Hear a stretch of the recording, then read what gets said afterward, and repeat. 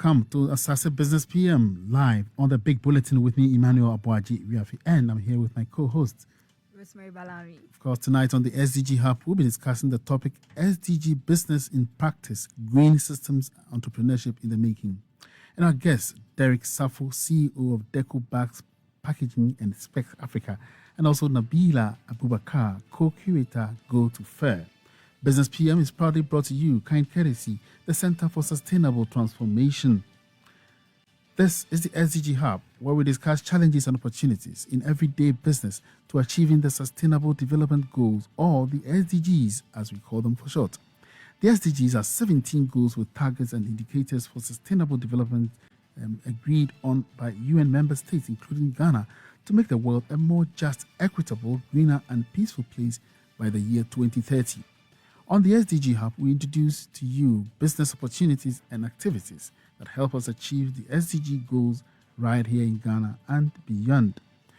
My name is Emmanuel Aboagye-Wiafe once again, and as usual, I do this with Rosemary Balami from the Young Reporters for the Environment YRE at the Center for Sustainable Transformation.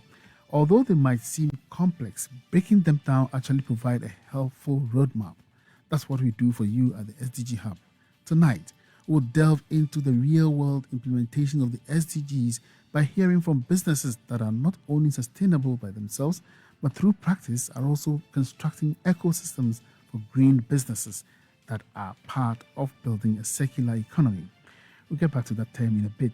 But in other words, they are not only entrepreneurs for their core activity, but also they're also systems entrepreneurs in that they are enabling other actors to link up and go green.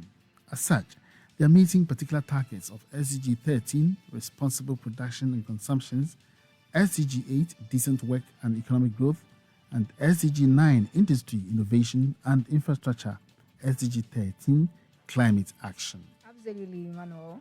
Therefore, sharing these success stories on air can serve as an inspiration and empower individuals to take action, facilitating a collective movement towards a more sustainable and prosperous world. Well, so let's do the introduction now. They say ladies first, right? So I'm starting with Nabeela Abubakar. She is a co-curator, Go to Fair. Nabeela, good evening, welcome. Good to see you in the studio tonight. Thank you for having us. Right, so what do you do at your place, Go to Fair? So the Go to Fair is a maiden edition of a fair that intends to bridge the gap between the practice of the SDGs and the knowledge of the SDGs. For a very long time, there's been a lot of talk and no do with our approach to the Sustainable Development Goals. And at Go to Fair, we believe that it's really in the little things that we are overlooking, and it's not in the big things. And again, we also realize that there are a lot of actors in the sustainability space in Ghana. There's so many entrepreneurs, there's so many influencers, there's so many people that are doing DIYs on our social media. There's so many people that are just doing the work. Right. But, there's just a disconnect between those people and the enthusiasts, the sustainability enthusiasts, and then just the indifferent general public. And so what we're trying to do is to hack into the human psychology in a way where we can seduce the average person to say, hey, go for this option. Because really, the approach the SDGs community has used over a long time ago is to approach people by saying, oh, it's good to buy eco-friendly stuff. But then we know the world doesn't run on good or bad. It runs on bargaining power. So what our fair intends to do is give the entrepreneurs in the space, the people who are doing the work, those who have been recognized, those who haven't been recognized, we want to give them bargaining power. So you said you wish or you do hacking into the human psychology. How do you do that? It's not as technical. It's not as technical. So let me give you a quick story. So during COVID, I was in uni. When we had gone back to uni, I went to KFC. Okay. As I was in the line, there was an instruction for us to social distance. I've forgotten the exact words. But in all the time that we're in lockdown and we're observing protocols, that was the only time I actually read it and I responded. As in, I did distance, and it was the way they put it. And so when you look at the big multinational companies, you notice there's a way you can just hack people's minds. When it comes to business, it's in branding. The fact that I'm selling a sustainability, eco-friendly stuff doesn't mean I should just put it in any bland branding and just put it on the shelf and say, oh, come and buy it. You need to package as well. Good. You need to package it well. You need to brand it in a way where it triggers the feel-good emotions in the buyer or the consumer. So that's just what we are attempting to do. That's impressive. Yeah. Derrik Sarfo, what do you do at Deco Bag Packaging in Specs Africa? Okay. Thank you very much for having me, and good evening to your designer listeners. So my name is Derrik Sarfo, founder and team lead for the Core Bags Packaging, and recently Specs Africa. The Core Bags Packaging is a packaging firm with a mission to empower women entrepreneurs to replace single-use plastic packages with eco-friendly packages for a cleaner Ghana. The reason why we started our business is because of a need that I saw in our community, in our societies. And I experienced an incident back in 3rd June 2015 when the twin disaster happened in Accra. Yeah. I was part of that incident. Fortunately for me, I survived. Which of them? The twin disaster. The one at Circle? Yeah. Okay. So sorry. Yeah.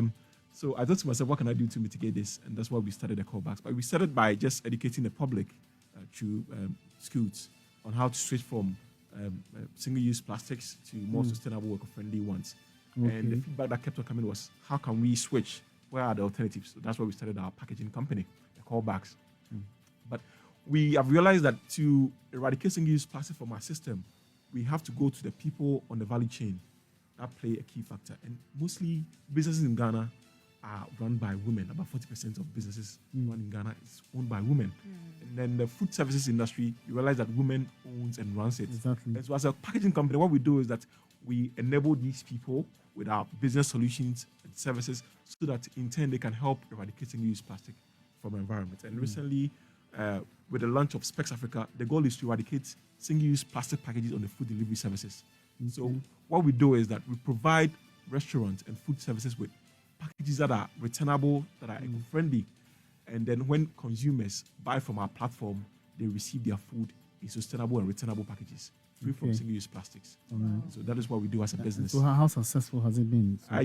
People are responding to it. It's fairly new. For the Core Bags Packaging as a business, we have been in business for almost half a decade. And so we have quite a number of clients that buy from us and use our products. But Specs is quite fairly new, and the response has been quite good. Wow, I think both of you are doing a yeoman's job in trying to create sustainability in our businesses. Let's start the discussion. I'm starting with you, Nabeela. Now, you are working to bring together businesses and entrepreneurs that offer sustainable solutions and products. Could you tell us what is required for a solution or product to be sustainable? One, for me, this is very personal. I don't think it represents my team, but for me, one hallmark of a sustainable, Business. Did you say business or solution? Solution or product? A product and a solution or product. Is one that is quality and stands the test of time. Okay. So, for instance, I'll use a very classic example. The ahinema. I didn't know how sustainable the ahinema was till I got an ahinema. And I've had the ahinema for 4 years. You're a little wear and tear here, but when I got it, the lady said to me, Esea, Fabra, Nayenye. She said they were just going to replace some things. Some parts of it. Now that's sustainable. What does that mean? If I have an ahinema, my ahinema can take me through years and years where I don't have to Buy an ahinema. So, but let me come back practically. One brand, Ghanaian brand, that I want to use as an example is Skin Gourmet. So Skin Gourmet makes it's skincare you can eat, first of all. So it's very friendly to your body. It's very friendly to the environment. They make it in Ghana. There's good conditions for their workers. It's ethically sourced. And then there's also the bit where Skin Gourmet, since they started, they've been running a model where you can return your bottles. Now, they use glass bottles. They don't even use plastic bottles. But you can return your bottles, and then you get a 30% discount on your next buy, or you get a free product on your next buy. I've followed them for about 5-6 years now, and they've stayed true to it. So, for me, one hallmark of a quality business, a business or a quality product, is a business that continues to give you quality and reduces the need for you to buy more. And more. Wow. Absolutely. Brilliant. So then let me ask again, why this focus on bringing sustainable actors together? Are they not supposed to be competitors? 100%. But then when you look at the Ghanaian ecosystem, you think about something where you ask yourself, today, if we ban the import of a good number of stuff we import, could we be self-sufficient? The answer is no. So when it comes to a local playing scene, I think, if anything, because one thing is also that our business scene is sort of unfriendly to startups, to small businesses, where you almost see that they are unable to scale up. Right now, that reality is there where we should be trying to scale up and play on the international field, because research also shows that access to international free market is going to help make some 17 million people $1,000 richer. That's a good step in developing in the global south. So that's a good step in eradicating poverty. Now, whilst we are waiting and working for that to happen, there's a need for us to build capacity inwards. If we say go for self, go local. Okay, I'm going local. Where are the alternatives? They aren't there. So that is why we need to continue to empower local businesses to continue to grow, so that if the people truly want to come back to self, a case is made for why they should come back to self, and it is that the alternatives are here. And so what are some of the challenges that actors and consumers you are working with face when they try to adopt sustainable solutions? And how can local projects such as Go to Fair support these efforts? I think number one would be access to capital. We're not too privy to those to that as a fair. We haven't dealt deep into those aspects, but we've all been in the space for a while, and this is just common knowledge. It's access to capital, and again, access to resources, because a lot of the times, if it is a simple business like, let's say, skincare like Skin Gourmet, it's easy to source because the resources, the raw materials are here. But if you're trying to scale up, and I like what this guy is doing with his packaging, but if you're trying to scale up and you're trying to run a business where you even need packaging, right? There are no eco-friendly packaging in Ghana, right? So what do? You have to source from where? I don't know, even if it is Alibaba, any entrepreneur knows that when you look at it, it's $1, whatever, it looks good. But when you're ordering in bulk and you're in a country like Ghana and you're going to buy in the Ghana cities, that's not easy, right? So what happens is that most of these sustainable brands, if they do push hard and they find the monies and they source from these eco-friendly stuff from all over the world, it comes back and the price is heightened. If the price is heightened, it means the average person cannot afford such, which in a sense makes it unsustainable, because now it is niched up to a certain class. But sustainability really leans towards equity, fairness, and access. So I don't know, I think I've climbed up a whole bunch of challenges in one. I know. But you've nailed it right on the head. Exactly. It's interesting. Now, Derrik, you seem to have been able to make connections within all about solutions, and your model of business truly embodies the concept of a circular economy. Can you expand on what Specs Africa offers?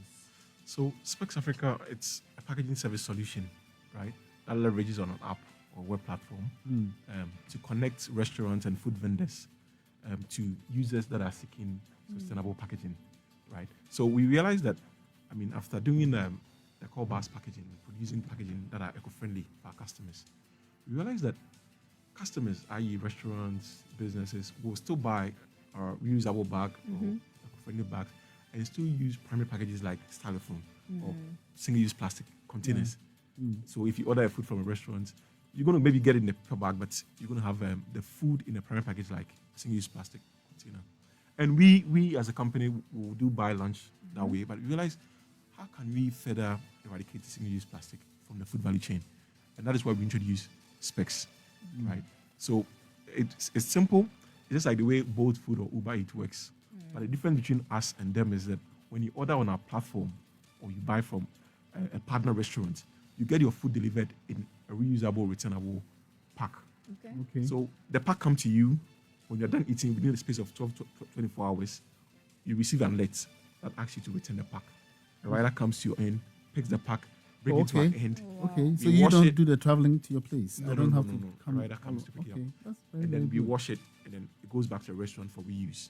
So the circular economy So model. meaning the package is metallic or So it's metallic, yeah. Oh, okay. So everything in the package, from the calorie to the package itself to the pouch, it's all reusable. okay. Okay. Yeah. You also deal in biodegradable. Yeah, so we do biodegradable stuff, but that is part of our product, packaging product, yeah.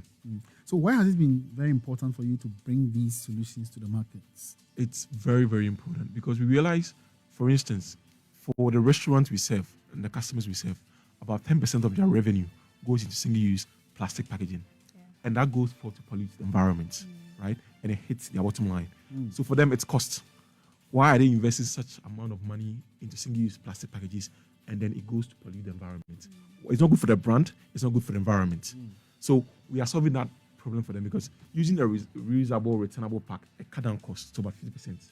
Then for users like you, users are so much not in control of how their food is packaged when they get an order or they make an order. So this time around, we're giving you that opportunity to determine how your food should be packaged, and presented to you. And how has it been so far? How has the response? So to it's this fairly new. We are testing. It's limited access at the moment, and the response has been very great. Are you The only goal in is to Accra? Accra. Now we are testing just within Accra with a few restaurants and businesses. So the goal is to scale it beyond Accra to other part of Africa. Yeah. That sounds promising. Let's circle back to packaging. How does your alternative compare to the usual plastic products in terms of sustainability and environmental impact? So packaging is very broad, right? But the thing is, about 40% of plastic that is produced annually goes into packaging, Okay. and about 70% of that is food packaging. So packaging consumes a lot of plastic that is produced globally, right? So if you want to tackle plastic pollution and waste in general, you have to look at that sector very well, right? In Ghana, most of the manufacturing firms that produces plastics, most of their end products is packaging. So either a plastic bag, a calorie, a plastic takeaway pack, and all that, right? So if you really want to deal with plastic pollution and waste in general, you have to look at that industry and look at what alternatives can we provide citizens so that instead of, because Ghanaians have a poor attitude in terms of waste management, right? You buy a food within a space of a minute, 30 minutes, it's going into the ditch. And then it finds itself into the ocean, polluting our marine ecosystem. So if you really want to tackle marine pollution, then you have to look at packaging as a sector very well and provide alternatives. And that's what our company is doing at the moment, yeah. And so let me talk to you, Nabeela. What are the future prospects and potential trends in the development of the functionality and accessibility of alternative packaging?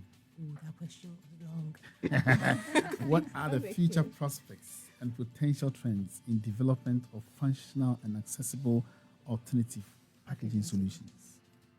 Still, man, my brain is not it's failing to process that question. But I will take it in terms of trends and What does the future look like exactly? To I think the alternative future is looking promising. Like I'm just hearing of Specs Africa. I think the future is looking for promising. Listen, I think the future is promising. Okay. But I think that the people that are doing the work, they need a push. They need friendly business environment. They need funding. You need funding. You can't do anything without funding. Without money. Without money. And it's so hard to come by. Now, nobody should say by saying we need funding, I'm crying and saying, but when you're doing, there's a certain type of work that when you're doing in a certain ecosystem, you cannot do by yourself. All over the world, there are people in developed countries, there are universities universities actually undergo this. Like, for instance, in Ghana, we have a major plastic problem, right? I'm thinking alternative packaging should be something that our universities should be tackling.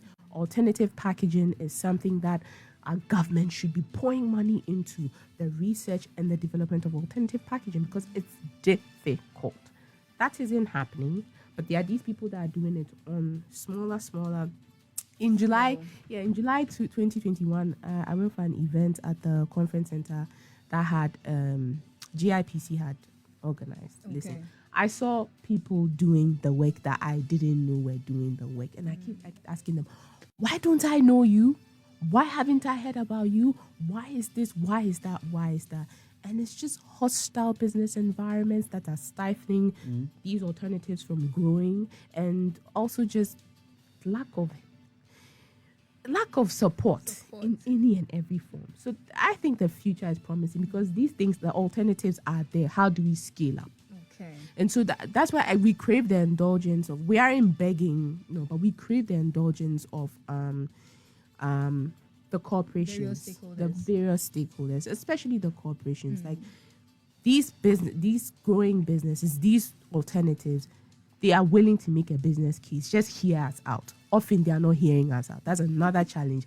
Hear us out and let's see what, I'm sure good could come out of it. A lot of good. Great.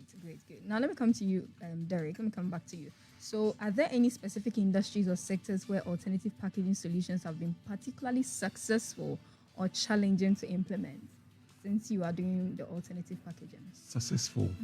Or challenging? So there have been a lot of success around. I mean, so there's a challenge and a success, right? But this is the challenge. Let me start with the challenge first. I think for sustainable packaging to be very successful in our country, it needs these three things. One has to be policy from the government, right? One, like she said, there's a need for investment, massive investment into research, R&D, into alternatives, right?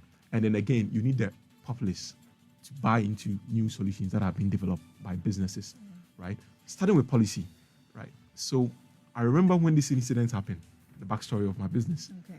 I followed up on a report that Dr. Boche then brought up. And the recommendation was like, government should ban certain single-use plastics from entering our markets. But the issue is, was it banned? No. Why? Because there are people with deep pockets that lobbied against that. And that policy is still before Parliament as we speak, right? So if the environment is not ripe, right, to sort of encourage businesses and researchers to develop new ideas or solutions to combat this plastic pollution, it's going to be very difficult. So we're going to need government, policymakers to really sit down and say, hey, this is a problem we are facing as a country. Because in Ghana, we generate about 1.1 million metric tons of single-use plastic pollution annually. Yeah. And that is affecting a lot of people living, especially in our coastal areas, right? So if policy doesn't come to bear and says, okay, we need to make a change on this, it's going to be very difficult for businesses to even invest in such fields, right? Because, I mean, if, for instance, I recently was in Kenya, and Kenya has banned certain single-use plastics. And it makes it easy for investors to invest in businesses that won't develop alternative solutions, right? Because the public is aware that we don't use or accept single-use plastics in our society now. Yeah. But we don't have that in our country. So it pushes investors away and discourages businesses that are developing solutions, right? So these are challenges businesses like myself, like other colleagues that I know are facing day in, day out, making it difficult to develop solutions that are best for our environment in our area. Indeed. Yeah. So, we keep hearing that sustainability and sustainable solutions are expensive. People keep saying that. So as a player in this field, do you agree, or what do you think are the economic implications of adopting alternative packaging solutions? Are they cost effective for businesses and consumers? They are very cost effective. Okay. Now, if you look at it at face value, right, this is it. When you approach a customer like, say, a restaurant, and you convince that person to switch from single-use plastic to better alternative, this is what they look at. They look at, oh, it's expensive. Maybe I'm going to spend, let's say, maybe 2,000, 3,000 on sustainable packaging. Now, if you look at long term, if you spend, let's say 2,000 on single-use packaging, it's going to cost a lot of money from the government to clean up right, our beaches, our oceans, and all that. It's going to cost people because plastic pollution affects a lot of people, right? So if you are not willing to sort of bear the costs, right, and you're thinking of it's too expensive, then you're not thinking about the future. Because long run, you're going to spend a lot of money trying to take care of the environment, trying to clean the environment and all that. So sustainable alternatives are very, very affordable. Okay. Yeah, very, very affordable. For instance, if you take space, for instance. How much does it cost? For instance, it's not sold, it's on subscription basis. So a typical restaurant will spend between 4,000 and 5,000 on single-use packages for their deliveries on a month.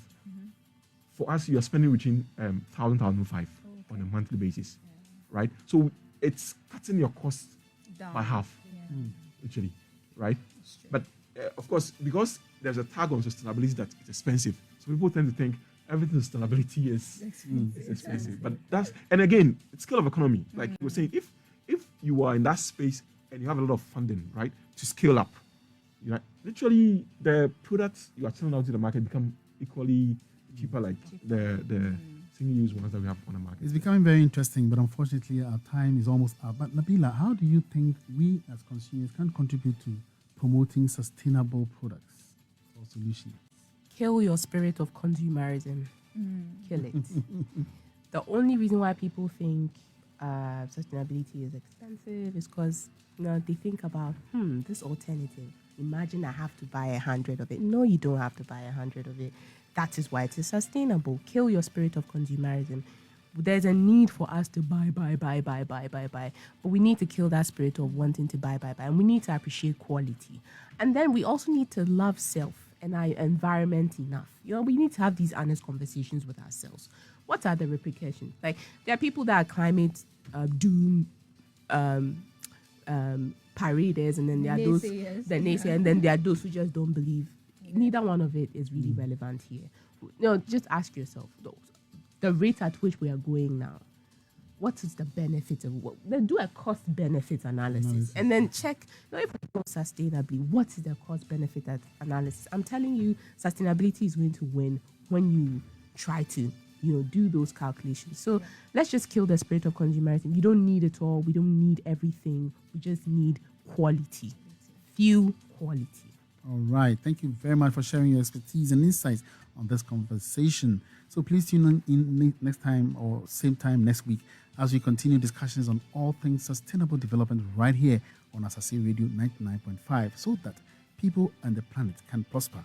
If you have any topic you want us to discuss, please share with us and shoot on email info@cest.org, or you can send us a message on our social media platforms at yreghana.org, right? Absolutely. Thanks for Okay. staying with us on the SDGs-Hub. We have been speaking with Derrik Sarfo, CEO, Deco Bags, Packaging and Specs Africa, and Nabeela Abubakar, co-curator, Go To Fair. I have been your host, Rosemary Balami, and I did this with Emmanuel Aboagye-Wiafe. And let's meet same time next Tuesday. next week. We go back to Beatrice.